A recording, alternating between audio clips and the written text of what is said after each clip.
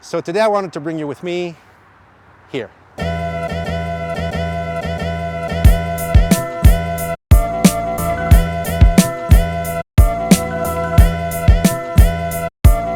I don't know if you will remember this, but about 3 years ago, I went visiting an abandoned drive-in theater. And I was telling you that I wanted to shoot a scene for a movie in that location because I thought it was very cinematic. Well, I went back last summer. I shot that scene and I added it to a short film I was already making. And it made the whole difference. I was holding back that movie because something was missing. It was a dialogue-driven short film, but some action scenes were missing. I'm going back to that same drive-in theater. I'm going to show it to you again, and then I'm going to show you what the scene. I'm going to call my friend. He called me because I'm supposed to work on his film. Simon, how are you? Got your message? My friend, he has the lead role, and so he needs somebody behind the camera to take control over when he's not going to be able to do it. It's going to be a very great experience. Quite a big production, not an American type production with $50 million.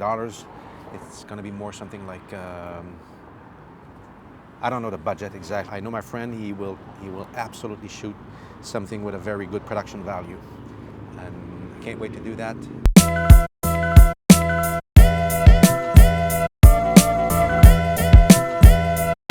That's exactly where the scene happened, exactly where I stand.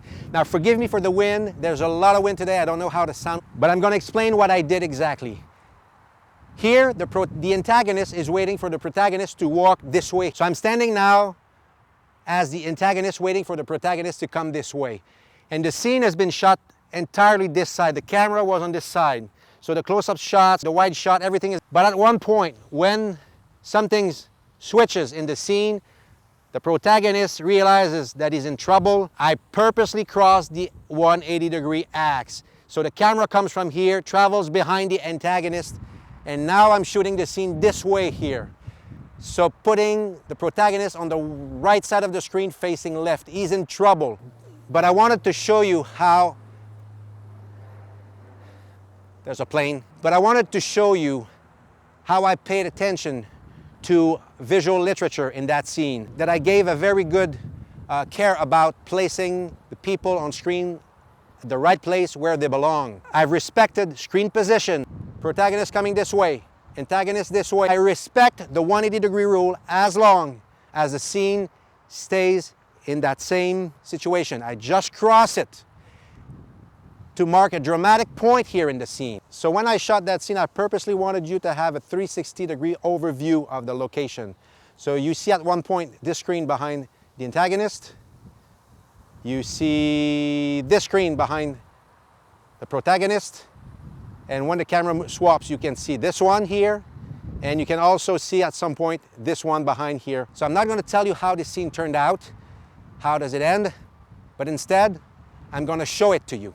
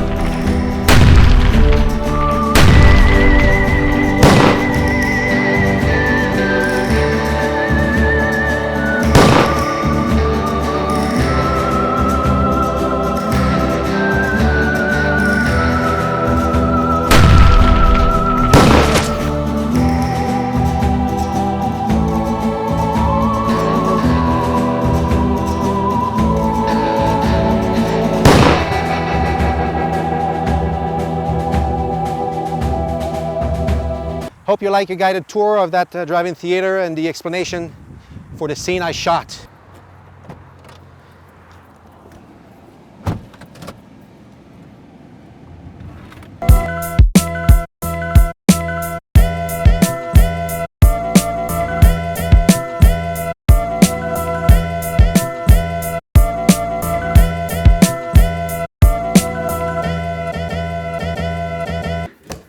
I went shopping.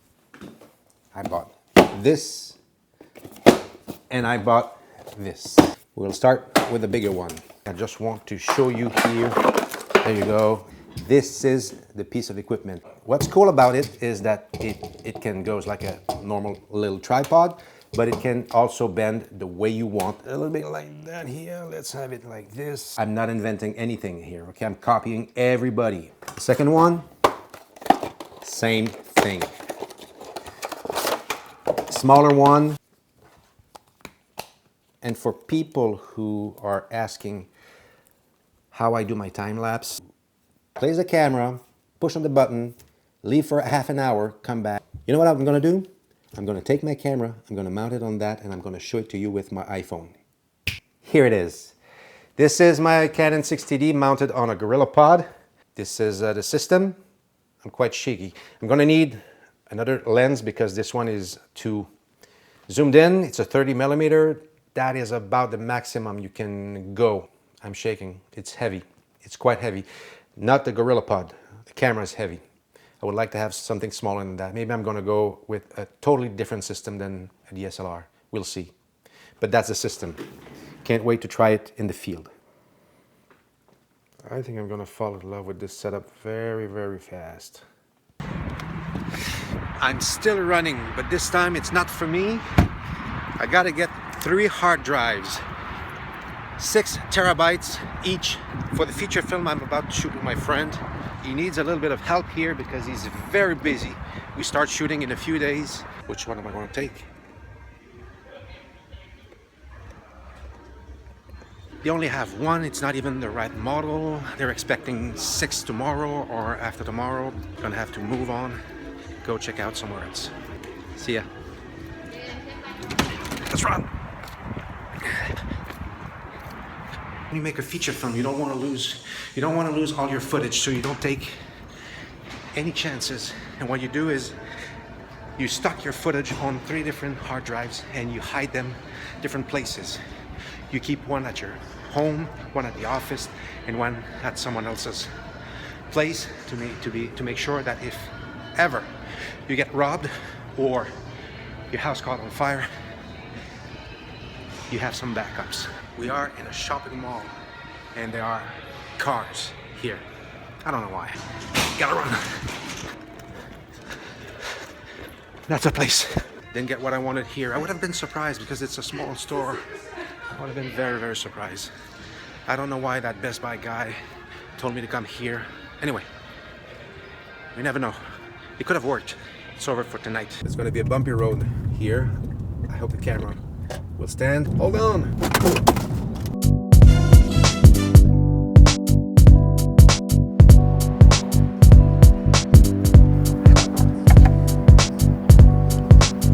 A lot of people I know here.